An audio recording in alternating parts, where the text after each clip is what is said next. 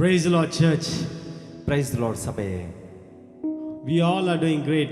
I believe we all are doing great. ನಾನು ನಂಬ್ತಾ ಇದ್ದೇನೆ ನೀವೆಲ್ಲರೂ ಚೆನ್ನಾಗಿದ್ದೀರಿ ಎಂಬುದಾಗಿ. Because our God is a good God and He is a great God. ನಮ್ಮ ದೇವರು ಒಳ್ಳೆಯ ದೇವರು, ಆತನು ಶ್ರೇಷ್ಠನಾದ ದೇವರು. Let's turn our Bibles to Psalms 93. ನಾವು ನಮ್ಮ ಸತ್ಯವೇದವನ್ನ ಕೀರ್ತನೆ 93ಕ್ಕೆ ತಿರುಗಿಸಿಕೊಳ್ಳೋಣ. It says, "The Lord reigns; He is clothed with majesty. The Lord has clothed and girded Himself with strength. Indeed, the word is firmly established; it will not be moved. Your throne is established from old; you are from everlasting." ಇಲ್ಲಿ ಹೇಳ್ತದೆ, ಯೆಹೋವನು ರಾಜ್ಯಾಧಿಕಾರವನ್ನು ವಹಿಸಿದ್ದಾನೆ, ಮಹಿಮಾ ವಸ್ತ್ರವನ್ನು ಧರಿಸಿದ್ದಾನೆ, ಶೌರ್ಯವನ್ನು ನಡುಕಟ್ಟಾಗಿ ಬಿಗಿದಿದ್ದಾನೆ. ಭೂಲೋಕವು ಸ್ಥಿರವಾಗಿರುವುದು, ಕದಲುವುದಿಲ್ಲ. ಪೂರ್ವದಿಂದಲೂ ನಿನ್ನ ಸಿಂಹಾಸನವು ಸ್ಥಿರವಾಗಿದೆ, ಅನಾದಿಯಿಂದ ನೀನು ಇದ್ದಿ. He is from everlasting. ಆತನು ನಿತ್ಯಕ್ಕೂ ಇರುವ ಆತನು. His throne is established from the old. ಆತನ ಸಿಂಹಾಸನವು ಸ್ಥಿರವಾಗಿದೆ. You know that God came down to this world and gave Himself for us. ಆ ದೇವರು ಈ ಲೋಕಕ್ಕೆ ಇಳಿದು ಬಂದು ನಮಗಾಗಿ ಆತನನ್ನೇ ಅರ್ಪಿಸಿದನು. Imagine how great He is. He has created everything in this world and beyond what we can see, yet He died for us. ಯೋಚನೆ ಮಾಡಿ ನೋಡ್ರಿ, ಎಲ್ಲವನ್ನ ಸೃಷ್ಟಿಸಿದ ಸೃಷ್ಟಿಕರ್ತನು, ಸರ್ವಶಕ್ತನಾದ ದೇವರು, ಆದರೂ ಸಮೇತನು ಆತನು ನಮಗಾಗಿ ಬಂದು ಆತನು ಪ್ರಾಣವನ್ನು ಕೊಟ್ಟನು. He has a very big great heart. ಆತನಿಗೆ ಒಂದು ದೊಡ್ಡ ಶ್ರೇಷ್ಠವಾದ ಹೃದಯವಿದೆ. And He always thinks about us. ಆತನು ಯಾವಾಗಲೂ ನಮ್ಮ ಬಗ್ಗೆ ಚಿಂತಿಸುತ್ತಾನೆ. That is the greatness of our God. ಅದು ನಮ್ಮ ದೇವರ ಶ್ರೇಷ್ಠತೆ. Nothing can separate us from the love of God. ದೇವರ ಪ್ರೀತಿಯಿಂದ ನಮ್ಮನ್ನ ಆಲೋಗಿಸಲು ಯಾವುದರಿಂದಲೂ ಸಾಧ್ಯವಿಲ್ಲ. I want to invite you to worship Jesus. ನಾನು ನಿಮ್ಮನ್ನ ಕೇಳಿಕೊಳ್ತೇನೆ, ಯೇಸುವನ್ನ ಆರಾಧಿಸಿರಿ. Wherever you are, ನೀವು ಎಲ್ಲೇ ಇದ್ದರೂ join with us in worshiping Jesus in the greatness of His. ನಮ್ಮೊಂದಿಗೆ ಸೇರಿಕೊಂಡು ಯೇಸು ಕ್ರಿಸ್ತನ ಶ್ರೇಷ್ಠತೆಯನ್ನು ಹಾಡಿ ಹೋಗಲಿ, ಆತನನ್ನು ಆರಾಧಿಸೋಣ. We'll sing this song. ಕರ್ತನೇ ದೇವರಲ್ಲಿ ನಿನಗೆ ಸಮಾನ ಯಾರು, ಆಕಾಶದಲ್ಲೂ ಭೂಮಿಯಲ್ಲೂ ನಿನಗೆ ಸಮಾನ ಯಾರು. When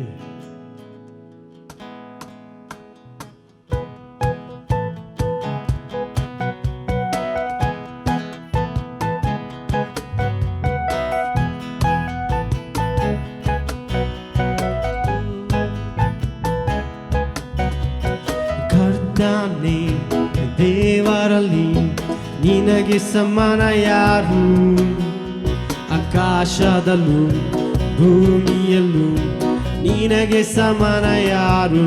ಕರ್ತನೇ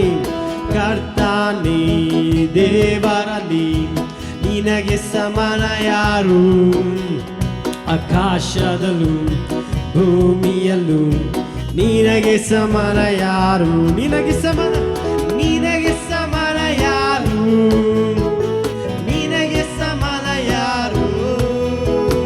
ನಿನಗೆ ಸಮಾನ ಯಾರು, ನಿನಗೆ ಸಮಾನ ಯಾರು.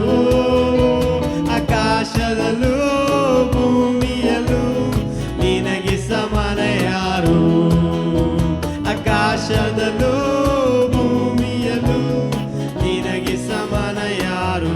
ಕರ್ತನೇ ದೇವರಲ್ಲಿ ನಿನಗೆ ಸಮಾನ ಯಾರು, ಆಕಾಶದಲ್ಲೂ ಭೂಮಿಯಲ್ಲೂ ನಿನಗೆ ಸಮಾನ ಯಾರು. ಕೆಂಪು ಸಮುದ್ರವ ಹೊಡೆದು ನಿನ್ನ ಜನರನ್ನು ನಡೆಸಿದೆ ನೀ. ಕೆಂಪು ಸಮುದ್ರವ ಹೊಡೆದು ನಿನ್ನ ಜನರನ್ನು ನಡೆಸಿದೆ ನೀ.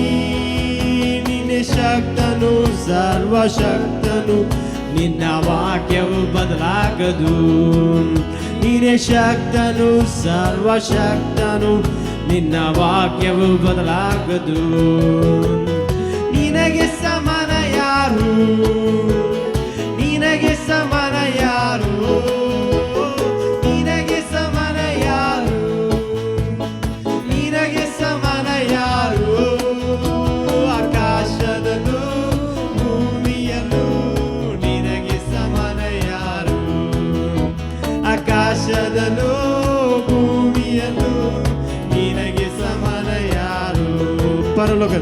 ಪರಲೋಕದ ಮನ್ನ ನೀಡಿ ನಿನ್ನ ಜನರನ್ನು ಪೋಷಿಸಿದೆ.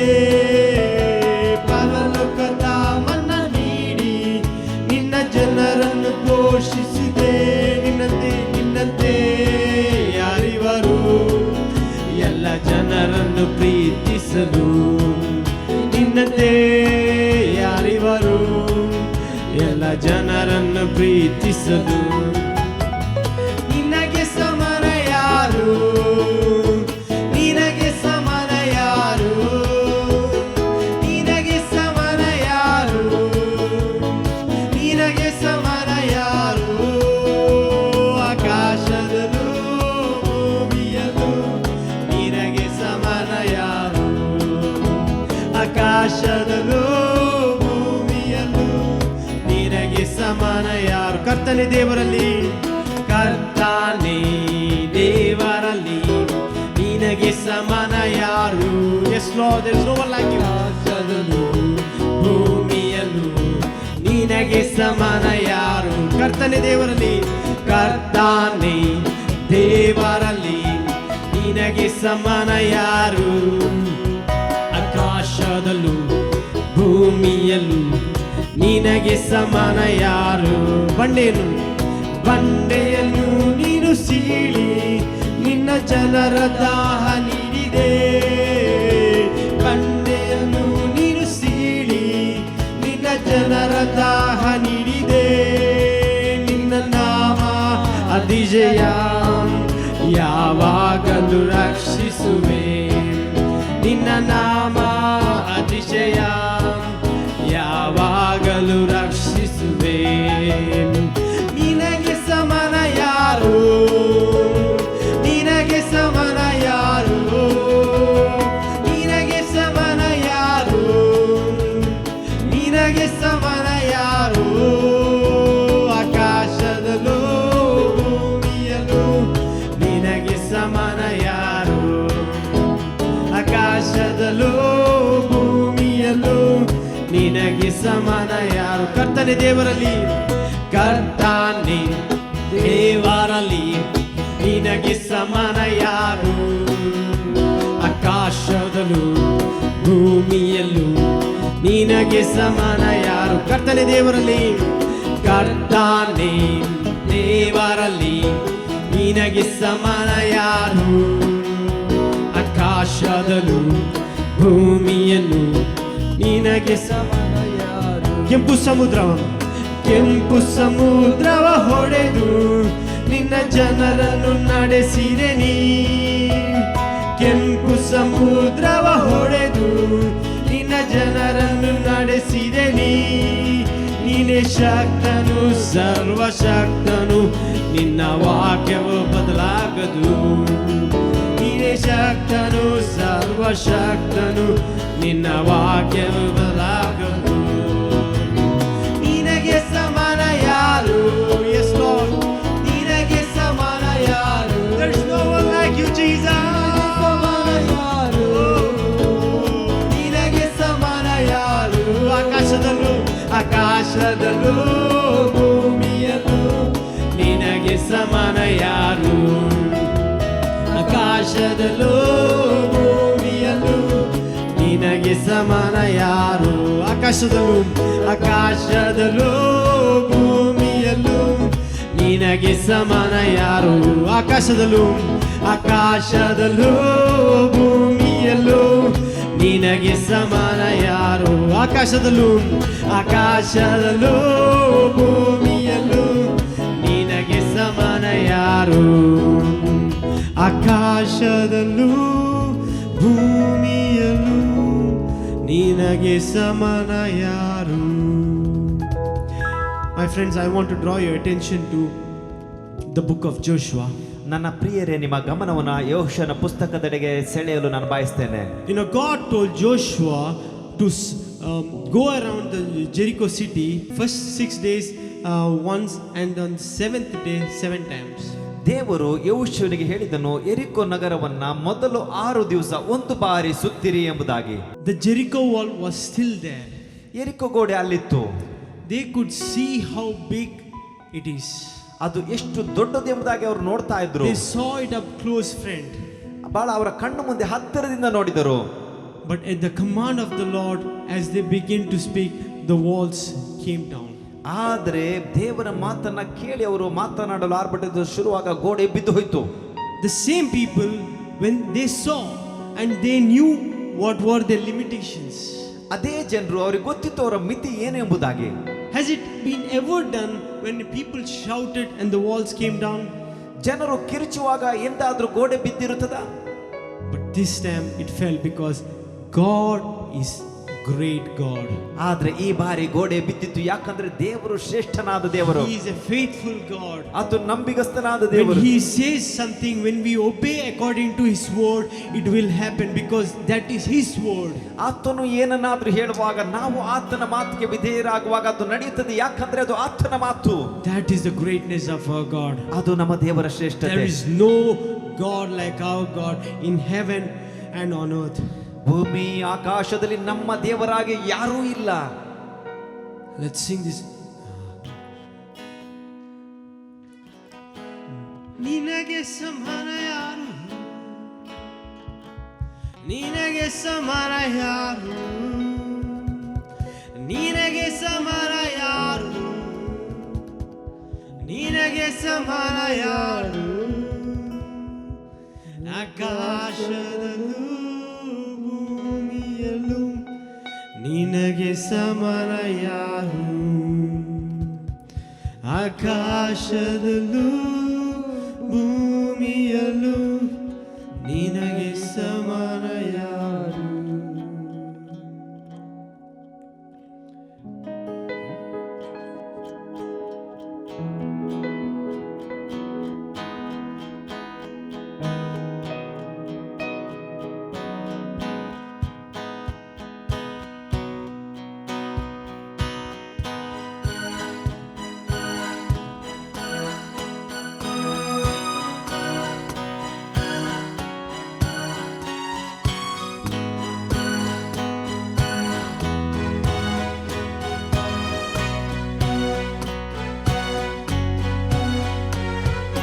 Water is turned into wine. Open the eyes of the blind.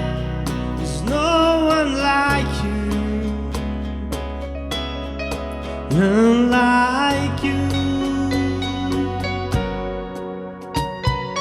Into the darkness you shine. Open the eyes of the There's no one like you. None like you. Our God is greater, our God is stronger.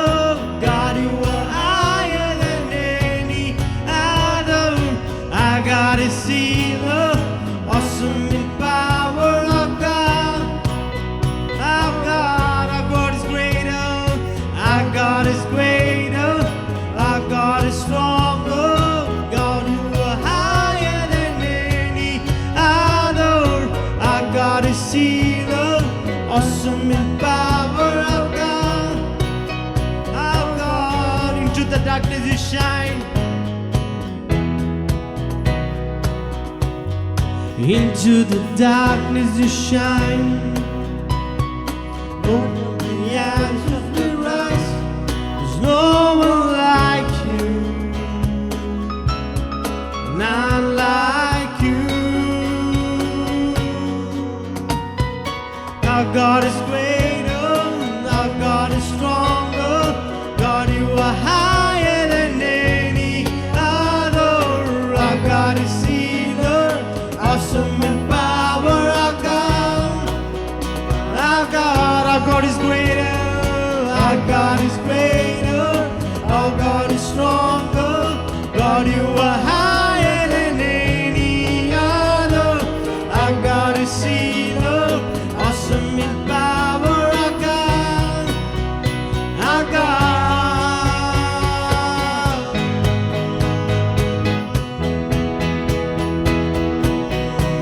Yes,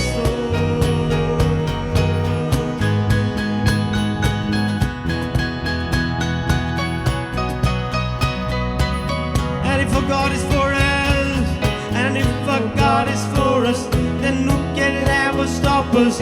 And if our God is with us, then what can stand against? And if our God is for us, then who can ever stop us? And if our God is with us, then what can stand against?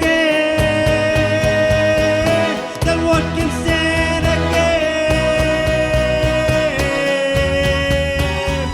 Our God is greater, our God is stronger. God, you are higher than any other. Our God is healer, awesome in power. Our God is greater. Our God is greater. Our God is stronger. God, you are higher than any other. Our God is healer, awesome in power. Our God is greater. Our God is greater. Our God is stronger. God, you are higher than any other. Our God is healer, awesome in power. Our God, our God.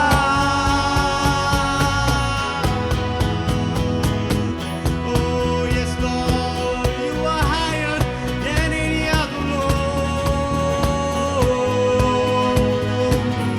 You are greater, you are stronger. Our God is greater, our God is stronger. God, you are higher than any other. Our God is healer, awesome in power. Our God, our God. God, you're greater. God, you're stronger. God, you are higher than any other, Lord. Our God is greater. Our God is stronger.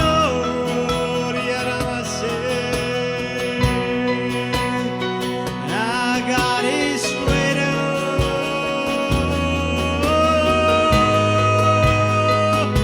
Our God is stronger. You are higher than any other, Lord. And if our God is for us, then who can ever stop us? And if our God is with us, then what can stand against? And if our God is for us, then who can ever stop us? And if our God is with us, then what can stand against? Then what can stand against?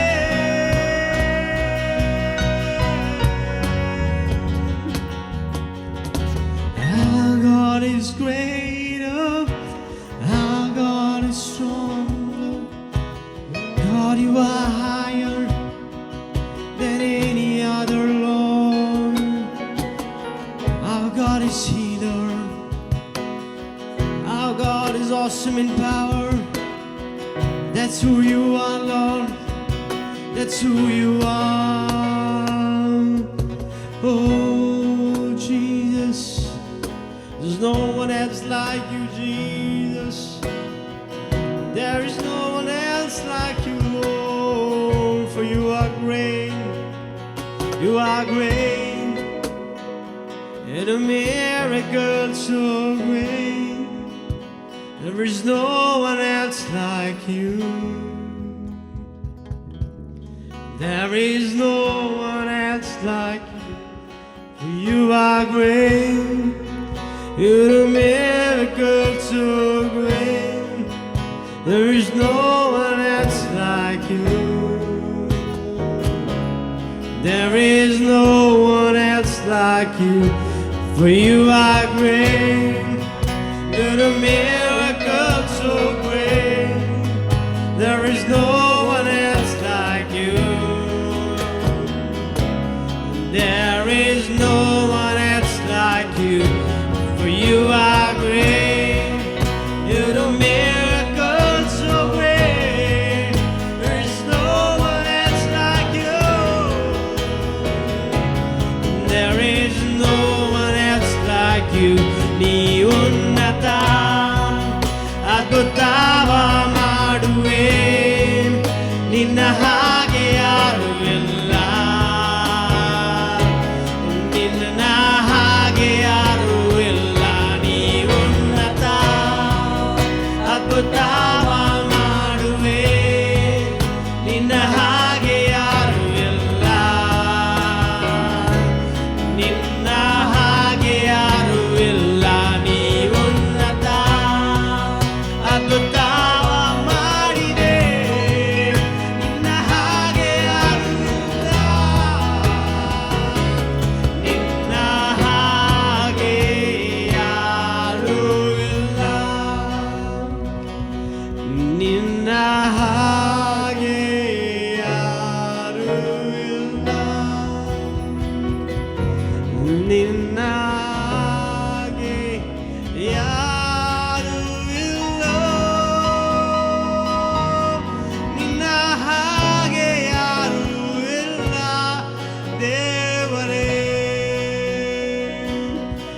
ನಿನ್ನ ಹಾಗೆ ಯಾರು ಇಲ್ಲ ಕರ್ತನೇ, ನಿನ್ನ ಹಾಗೆ ಯಾರು ಇಲ್ಲ ದೇವರೇ.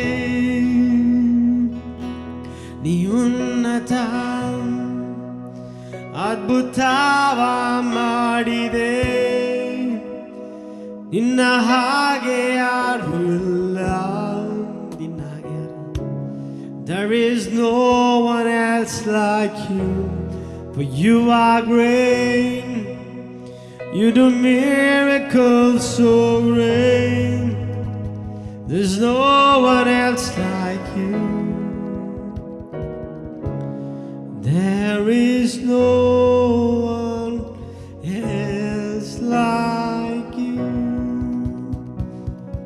Dada, you are great God ತಂದೆಯೇ, ನೀನು ಶ್ರೇಷ್ಠನಾದ ದೇವರು, and do miracles so great, Lord. ದೇವರೇ, ನಿನ್ನ ಶ್ರೇಷ್ಠತೆಗಾಗಿ ಅದ್ಭುತಗಳನ್ನು ಮಾಡು.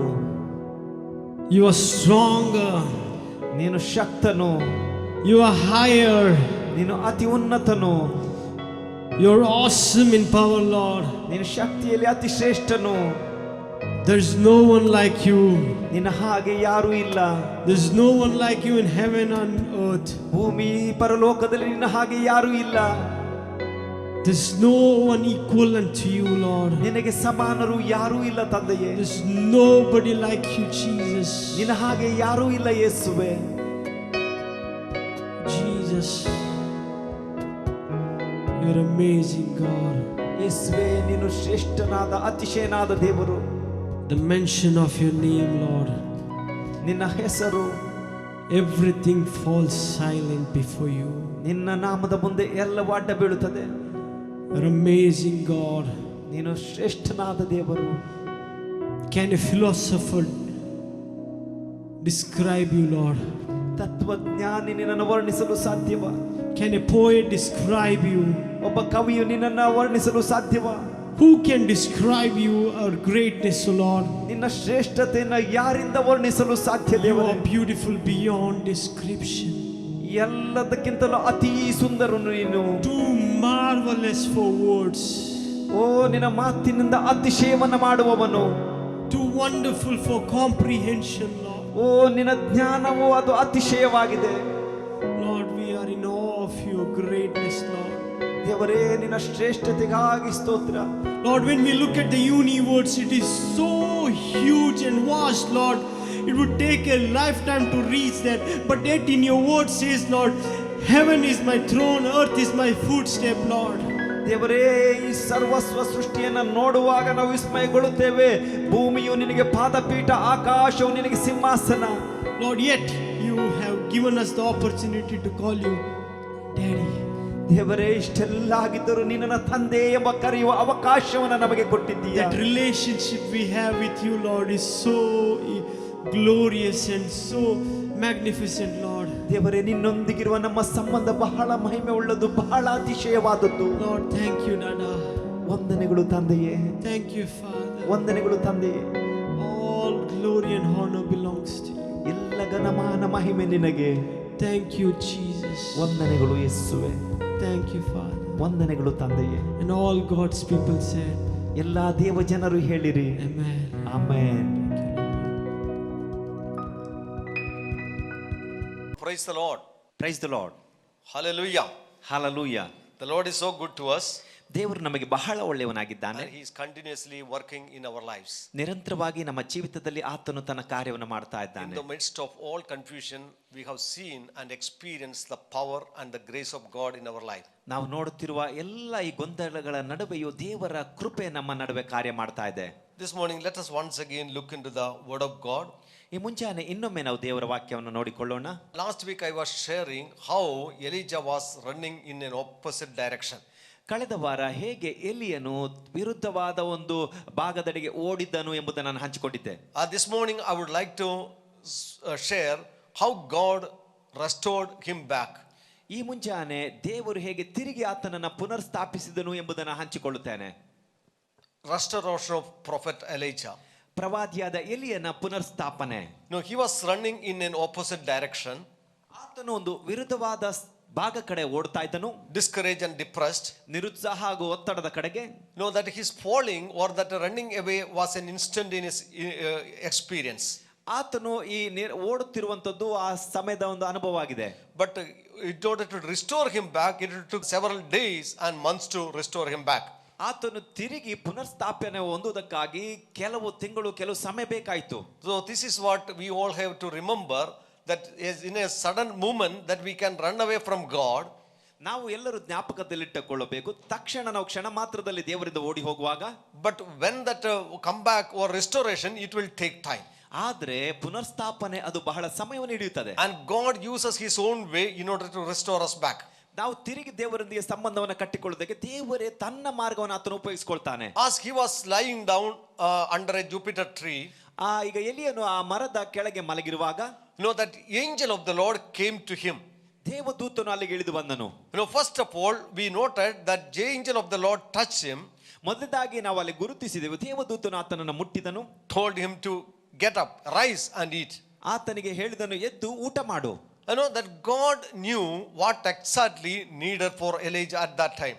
ದೇವರಿಗೆ ಗೊತ್ತಿತ್ತು ಆ ಸಮಯದಲ್ಲಿ ಎಲಿಯನಿಗೆ ಏನು ಬೇಕಾಗಿದೆ ಎಂಬುದು. Beloved, that God is concerned about his physical need. ಪ್ರಿಯರೇ, ಆತನ ಶಾರೀರಿಕವಾದ ಅಗತ್ಯತೆ ಬಗ್ಗೆ ದೇವರಿಗೆ ಗೊತ್ತಿತ್ತು. The Bible says, ಸತ್ಯವೇದ ಹೇಳುತ್ತದೆ, God created us in His own likeness and in image. ದೇವರು ತನ್ನ ಸ್ವಂತ ಸ್ವರೂಪದಲ್ಲಿ ನಮ್ಮನ್ನ ಆತನು ಸೃಷ್ಟಿಸಿದ್ದಾನೆ. Everything God created through His word.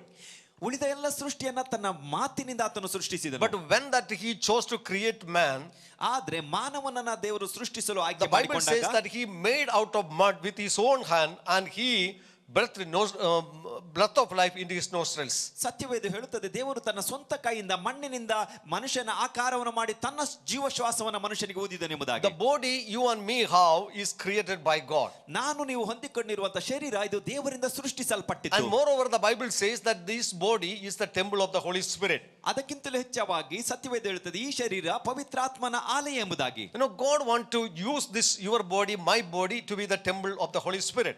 ದೇವರು ಈ ನನ್ನ ಶರೀರ ನಿಮ್ಮ ಶರೀರವನ್ನು ಪವಿತ್ರಾತ್ಮನ ಆಲಯವಾಗಿ ಉಪಯೋಗಿಸಿಕೊಳ್ಳಲು ಬಯಸ್ತಾನೆ. And the Bible also says, moreover, this body will be transformed and know that we will be resurrected one day. ಆದ್ರೆ ಸತ್ಯವೇದ ಹೇಳುತ್ತದೆ, ಈ ಶರೀರ ಮುಂದೊಂದು ದಿವಸ ಬದಲಾಗಿ ನಾವು ಪುನರುತ್ಥಾನವನ್ನ ಹೊಂದುತ್ತೇವೆ ಎಂಬುದಾಗಿ. So God has a great plan for our body. ದೇವರಿಗೆ ನಮ್ಮ ಶರೀರದ ಬಗ್ಗೆ ಒಂದು ದೊಡ್ಡ ಯೋಚನೆ ಇದೆ. So that is why we need to understand that God understands and meet all our bodily needs. ಹಾಗಾಗಿ ದೇವರು ನಮ್ಮ ಶಾರೀರಿಕವಾದ ಎಲ್ಲ ಅಗತ್ಯತೆಗಳ ಬಗ್ಗೆ ಆತನು ಆಸಕ್ತಿ ಉಳ್ಳವನಾಗಿದ್ದಾನೆ. Many of us are very much concerned about our needs. ನಾವು ಯಾವಾಗಲೆಲ್ಲ ನಮ್ಮ ಅಗತ್ಯತೆ ಬಗ್ಗೆ ಯೋಚಿಸುವಾಗ, but God is much more interested to provide for your needs. ದೇವರು ನಿಮ್ಮ ಎಲ್ಲ ಅಗತ್ಯತೆಗಳ ಬಗ್ಗೆ ಹೆಚ್ಚಾಗಿ ಒದಗಿಸಿಕೊಡಲು ಆಸಕ್ತಿ ಉಳ್ಳವನಾಗಿದ್ದಾನೆ. The Lord was speaking to Jesus Christ was speaking to his disciples. ಯೇಸು ತನ್ನ ಶಿಷ್ಯರ ಸಂಗಡ ಮಾತನಾಡುತ್ತಿದ್ದಾಗ, do not worry about your clothing, for your food and for your shelter. ಏನು ಉಣ್ಣಬೇಕು, ಏನು ತಿನ್ನಬೇಕು, ಏನು ಉಟ್ಟುಕೊಳ್ಳಬೇಕು ಎಂಬುದಾಗಿ ಚಿಂತಿಸಬೇಡ್ರಿ. But God says, I know that God knows, your heavenly Father knows all your needs. ನಿಮ್ಮ ಪರಲೋಕದ ತಂದೆಗೆ ನಿಮ್ಮ ಎಲ್ಲ ಅಗತ್ಯತೆ ಗೊತ್ತಿದೆ. So beloved, this morning that are we discouraged because that our bodily needs or our physical needs are not met? ಪ್ರಿಯರೇ, ಮುಂಜಾನೆ ವೇಳೆಯಲ್ಲಿ ನಮ್ಮ ಶಾರೀರಿಕವಾದ ಅಗತ್ಯತೆಗಳು ನಮಗೆ ಒದಗಿ ಬಂದಿಲ್ಲ ಎಂಬ ನಿರುತ್ಸಾಹದಲ್ಲಿ ನಾವಿದ್ದೇವಾ? No, God is concerned about our physical needs. ದೇವರು ನಮ್ಮ ಶಾರೀರಿಕವಾದ ಅಗತ್ಯತೆಗಳ ಬಗ್ಗೆ ಆಸಕ್ತಿ God is ಉಳ್ಳವನಾಗಿದ್ದಾನೆ. concerned about our food, our clothing, our shelter. ನಮಗೆ ಆಹಾರ ಬೇಕು, ನಮಗೆ ಬಟ್ಟೆ ಬೇಕು, ನಮಗೆ ಮನೆ ಬೇಕೆಂಬುದು ದೇವರಿಗೆ ಗೊತ್ತಿದೆ. You know, that much more than that we are concerned about our needs. The Bible says that God knows our needs and He has already prepared for us. ಸತ್ಯವೇದ ಹೇಳುತ್ತದೆ, ನಾವು ಹೆಚ್ಚಾಗಿ ನಮ್ಮ ಬಗ್ಗೆ ಯೋಚಿಸ್ತೇವೆ, ನಮ್ಮ ವಸ್ತುಗಳ, ನಮ್ಮ ಅಗತ್ಯತೆ ಬಗ್ಗೆ, ಅದಕ್ಕಿಂತ ಹೆಚ್ಚಾಗಿ ದೇವರು ಚಿಂತಿಸ್ತಾನೆ ಎಂಬುದಾಗಿ. Don't worry about your needs for tomorrow. ನಾಳೆನ ನಿಮ್ಮ ಅಗತ್ಯತೆ ಬಗ್ಗೆ ಚಿಂತಿಸಬೇಡಿ. Even during this time, then there is lot of financial struggles we are going through. ಈ ದಿನಮಾನಗಳಲ್ಲಿ ಆರ್ಥಿಕವಾದ ಸಾಕಷ್ಟು ಸವಾಲುಗಳನ್ನು ನಾವು ಎದುರಿಸಿ When there is lot of unemployment before us, ನಮ್ಮ ಮುಂದೆ ಈ ಒಂದು ಉದ್ಯೋಗದ ಕೊರತೆ ಇದೆ. you know, God knows how to meet our needs. ದೇವರಿಗೆ ಗೊತ್ತಿದೆ ನಮ್ಮ ಅಗತ್ಯತೆಯನ್ನು ಹೇಗೆ ಸಂಧಿಸಬೇಕೆಂಬುದಾಗಿ. Sometimes naturally, sometimes supernaturally. ಕೆಲವು ಬಾರಿ ಸ್ವಾಭಾವಿಕವಾಗಿ ಆತನ ಕಾರ್ಯ ಮಾಡ್ತಾನೆ, ಕೆಲವು ಬಾರಿ ಅಸಾಧಾರಣವಾದ ಕಾರ್ಯದಿಂದ No, ಆತನ ಮಾಡ್ತಾನೆ. Elijah has experienced all the time in his life. ಎಲಿಯನು ಆತನ ಜೀವಿತದಲ್ಲಿ ಇದೆಲ್ಲವನ್ನು ಯಾವಾಗಲೂ ಅನುಭವಿಸ್ತಾ ಇದ್ದ. When there was a great famine in his life, ಆತನ ಒಂದು ಆ ಸ್ಥಳದಲ್ಲಿ ಒಂದು ದೊಡ್ಡ ಒಂದು ಬರಗಾಲ ಬಂದಿತ್ತು. God supplied it through a raven and bread and meat. ಒಂದು ಕಾಗೆ ಮೂಲಕ ರೊಟ್ಟಿ ಹಾಗೂ ಒಂದು ಆಹಾರವನ್ನು ಆತನಿಗೆ ದೇವರು ಕೊಟ್ಟನು. No, then later on that he has provided all his needs through a poor widow. ಅದಾದ ನಂತರ ಒಬ್ಬ ಬಡ ವಿಧವೆಯ ಮೂಲಕ ಆತನ ಅಗತ್ಯತೆಯನ್ನು ದೇವರು ಸಂಧಿಸಿದನು. It was a supernatural supply of God's provision for him. ಆತನಿಗೆ ದೇವರ ಅಸಾಧಾರಣವಾದ ಶಕ್ತಿಯಿಂದ ಬಂದಂತ ಒದಗಿಸುವಿಕೆ ಅದು. Now when that he was lying down under that juniper tree, ಆತನು ಆ ಒಂದು ಆ ಮರದ ಕೆಳಗೆ ಮಲಗಿರುವಾಗ he was not least bothered about his needs. ಆತನು ತನ್ನ ಅಗತ್ಯತೆಯ ಬಗ್ಗೆ ಚಿಂತಿಸಲಿಲ್ಲ. But God knew that at this time Elijah needed food. ಆದ್ರೆ ದೇವರು ಯೋಚನೆ ಮಾಡಿದ, ಈ ಸಮಯದಲ್ಲಿ ಎಲಿಯರಿಗೆ ಆಹಾರ ಬೇಕು. And so that he supplied supernaturally through the angel of God brought baked cake as well as water. ಹಾಗಾಗಿ ದೇವರು ತನ್ನ ದೂತನನ್ನ ಕಳಿಸಿ ಆ ಸುಟ್ಟ ರೊಟ್ಟಿ ಹಾಗೂ ನೀರನ್ನ ಆತನಿಗೆ ಕೊಟ್ಟು ಉಣಬಡಿಸಿದನು. Beloved, this morning I want to assure you, ಪ್ರಿಯರೇ, ಮುಂಚಾನೆ ನಿಮಗೊಂದು ನಾನು ಗ್ಯಾರಂಟಿ our ಕೊಡ್ತೇನೆ. God is a loving Father. ನಮ್ಮ ದೇವರು ಪ್ರೀತಿಯ He ತಂದೆ. is concerned about you. ಆತನು ನಿಮ್ಮ ಬಗ್ಗೆ ಬಹಳ ಆಸಕ್ತಿ Now the ಉಳ್ಳವನು. Bible says that even the young lion may lack food, ಸತ್ಯವೇದ ಹೇಳುತ್ತದೆ, ಆ ಯೌವನ ಸಿಂಹಗಳು ಹಸಿದಾವು. but those who seek God, those who fear God, that God will meet their needs. ಆದ್ರೆ ದೇವರಿಗೆ ಭಯಪಡುವವರ ಅಗತ್ಯನ ದೇವರು ಸಂಧಿಸ್ತಾನೆ. The Lord who met 40 years the supply of for the Israelites, the same God is our God, and He is concerned your body, my life, your life. 40 ವರ್ಷ ಅಡವಿಯಲ್ಲಿ ಇಸ್ರಾಯೇಲರ ಅಗತ್ಯತೆಯನ್ನು ಸಂಧಿಸಿದ ಅದೇ ದೇವರು ನನ್ನ ಶರೀರ, ನನ್ನ ಅಗತ್ಯತೆಯ ಬಗ್ಗೆ ಆತನು ಆಸಕ್ತಿ ಉಳ್ಳವನು. The same way that He is also concerned about health. ಅದೇ ರೀತಿಯಾಗಿ ನಮ್ಮ ಆರೋಗ್ಯದ ಬಗ್ಗೆಯೂ ಆತನು ಆಸಕ್ತಿ ಉಳ್ಳವನು. There are so many promises in the Bible. ಸತ್ಯವೇದದಲ್ಲಿ ಅನೇಕ The ವಾಗ್ದಾನಗಳಿವೆ. Lord's I am the Lord your healer. ನಾನೇ ನಿಮಗೆ ಸೌಖ್ಯದಾತನಾದ ದೇವರು. You know, He is the Lord our healer. ಹೌದು, ಆತನು ನಮ್ಮ ಸೌಖ್ಯದಾತನಾದ ದೇವರು. Beloved, that when we are in sickness, ಪ್ರಿಯರೇ, ನಾವು ಅನಾರೋಗ್ಯದಲ್ಲಿರುವಾಗ, when we are down, ನಾವು ಕೆಳಗೆ ಬೀಳಲ್ಪಟ್ಟಾಗ we can go to the Lord ನಾವು ದೇವರ ಬಳಿ ಹೋಗಬಹುದು. and He will meet our needs. ಆತನು ನಮ್ಮ ಅಗತ್ಯತೆಯನ್ನು ಸಂಧಿಸ್ತಾನೆ. He is our healer. ಆತನು ನಮ್ಮ ಸೌಖ್ಯದಾತನು. And know that because that He knows our physical body. ಯಾಕಂದ್ರೆ ಆತನಿಗೆ ಗೊತ್ತಿದೆ ನಮ್ಮ ಶಾರೀರಿಕವಾದ ಶರೀರದ ಬಗ್ಗೆ. The Bible says ಸತ್ಯವೇದ ಹೇಳುತ್ತದೆ, our body is the temple of the Holy Spirit. ನಮ್ಮ ಶರೀರವು ಪವಿತ್ರಾತ್ಮನ ಗರ್ಭಗುಡಿ. At the same time, ಅದೇ ಸಮಯದಲ್ಲಿ the Bible says it is an earthen vessel. ಹಾಗೆ ಈ ಭೂಲೋಕದ ಒಂದು ಮಣ್ಣಿನ ಪಾತ್ರೆ ಎಂಬುದಾಗಿ. And also it speaks about it's a mortal body. ಇದು ಒಂದು ಮೃತ್ಯ ಶರೀರ. This mortal body is liable to weaknesses, sicknesses, wear and tear. ಈ ಮೃತ್ಯು ಶರೀರಕ್ಕೆ ರೋಗಗಳು, ಸಮಸ್ಯೆಗಳು, ವ್ಯಾಧಿಗಳು ಸುಸ್ತು ಆಗ್ತದೆ. And also the Bible says that this is a tent on earth. ಹಾಗೆ ಈ ಭೂಲೋಕದ ಒಂದು ಇದು ಗುಡಾರ ಎಂಬುದಾಗಿ ಸತ್ಯವೇದ ಹೇಳುತ್ತದೆ. And but God has prepared a permanent building for our body. ಆದ್ರೆ ದೇವರು ನಮ್ಮ ಶರೀರಕ್ಕೆ ನಿತ್ಯವಾದ ಒಂದು ಸಿದ್ಧತೆಯನ್ನು And ಮಾಡ್ತಾ so ಇದ್ದಾನೆ. beloved, that we need to understand, as long as we are living in this world, ಹಾಗಾಗಿ ಪ್ರಿಯರೇ, ಈ ಲೋಕದಲ್ಲಿ ವಾಸಿಸುವಾಗ ನಾವು ಅರ್ಥ ಮಾಡಿಕೊಳ್ಳಬೇಕು. we have tiredness, ನಮಗೆ ಸುಸ್ತಾಗುತ್ತದೆ, we have weaknesses, ನಮಗೆ ಬಲಹೀನತೆ we have to ಉಂಟಾಗುತ್ತದೆ, fight with the sicknesses, ನಮಗೆ ರೋಗಗಳು ಬರುತ್ತದೆ, and all kinds of wear and tear that we have to go through. ಈ ರೀತಿಯಾಗಿ ಕಷ್ಟ ಸಂಕಟಗಳ ನಡುವೆ ನಾವು ಹಾದು ಹೋಗಬೇಕು. And but at the same time we have the promises of God. ಆದ್ರೆ ಇದೇ ಸಮಯದಲ್ಲಿ ದೇವರ ವಾಗ್ದಾನಗಳು ನಮಗಿದೆ. I know that God will take care of us. ದೇವರು ನಮ್ಮನ್ನು ನೋಡಿಕೊಳ್ತಾನೆ. We no need to worry about our physical condition, ನಮ್ಮ ಶಾರೀರಿಕವಾದ ಕಾರ್ಯಗಳ ಬಗ್ಗೆ ನಾವು ಚಿಂತಿಸುವ because ಅವಶ್ಯಕತೆ God ಇಲ್ಲ. is concerned about us. God will meet our needs. ದೇವರು ನಮ್ಮ ಬಗ್ಗೆ ಚಿಂತಿಸ್ತಾನೆ, ಆತನು ನಮ್ಮ ಅಗತ್ಯತೆಯನ್ನು ಸಂಧಿಸ್ತಾನೆ. But the saddest thing that we see today, ದುಃಖಕರವಾದ ಸಂಗತಿ ನಾವು ಇಂದು ನೋಡುವುದೇನೆಂದ್ರೆ, even though this is a mortal body, one day that this need to be buried in the earth, ಇದು ಮೃತ್ಯು ಶರೀರ ಎಂಬುದಾಗಿ ನಮಗೆ ಗೊತ್ತಿದೆ. ಇದು ಒಂದು ದಿವಸ ಹೂಣಲ್ಪಡುತ್ತದೆ ಎಂಬುದಾಗಿ ಗೊತ್ತಿದೆ. And all of our concern is mostly on about our physical body. ಆದ್ರೆ ನಮ್ಮ ಹೆಚ್ಚಿನ ಗಮನ ಈ ಶಾರೀರಿಕವಾದ ದೇಹದ ಬಗ್ಗೆ. Even today the church is preaching, most of the preaching is concerned only for our physical healing, our material needs. ಇಂದಿನ ಸಭೆ ಹೆಚ್ಚಿನ ಸಂದೇಶಗಳು ನಮ್ಮ ಶಾರೀರಿಕವಾದ ಅಗತ್ಯತೆ, ಶಾರೀರಿಕವಾದ ಕಾರ್ಯಗಳ ಬಗ್ಗೆ ಪ್ರಸಂಗವಿರುತ್ತದೆ. No, we do not want to worry about things. We do not want to continuously preach about it because Jesus did not preach that kind of things. ನಾವು ಇದರ ಬಗ್ಗೆ ಚಿಂತಿಸುವ ಅವಶ್ಯಕತೆ ಇಲ್ಲ, ಇದರ ಬಗ್ಗೆ ಗಮನ ಕೊಡುವ ಹೆಚ್ಚಾಗಿ ಚಿಂತಿಸುವ ಅವಶ್ಯಕತೆ ಇಲ್ಲ. ಯಾಕಂದ್ರೆ ಯೇಸು ಈ ರೀತಿಯಾದ ಸಂದೇಶ ಸಾರಲಿಲ್ಲ. As a loving father, he has made every provision for you and me. ಪ್ರೀತಿಯ ತಂದೆ ನಮಗೆ ಬೇಕಾದ ಎಲ್ಲ ಅಗತ್ಯತೆಯನ್ನು ಸಿದ್ಧ ಮಾಡಿದ್ದಾನೆ. That is why Elijah was so comfortable, confident in God and his provision. ಹಾಗಾಗಿ ಎಲಿಯನು ತನ್ನ ದೇವರ ಒದಗಿಸುವಿಕೆ ಬಗ್ಗೆ ಬಹಳಷ್ಟು ಆತನ ದೃಢತೆ ಉಳ್ಳವನಾಗಿದ್ದನು. Beloved, that our body is temporary, but we have a spirit. ಪ್ರಿಯರೇ, ನಮ್ಮ ಶರೀರ ಅದು ತಾತ್ಕಾಲಿಕವಾದುದು, ಆದರೆ ನಮಗೆ ಆತ್ಮವಿದೆ. In order to take us into eternal heaven, to destination, that is why Jesus Christ came into this world. ಅದಕ್ಕೆ ನಮ್ಮ ಆತ್ಮವನ್ನು ನಿತ್ಯತೆಗೆ ಕರೆದುಕೊಂಡು ಹೋಗುವುದಕ್ಕಾಗಿ ಯೇಸು ಈ ಲೋಕಕ್ಕೆ ಬಂದನು. And so we need to focus what God is giving importance. That only should be our focus.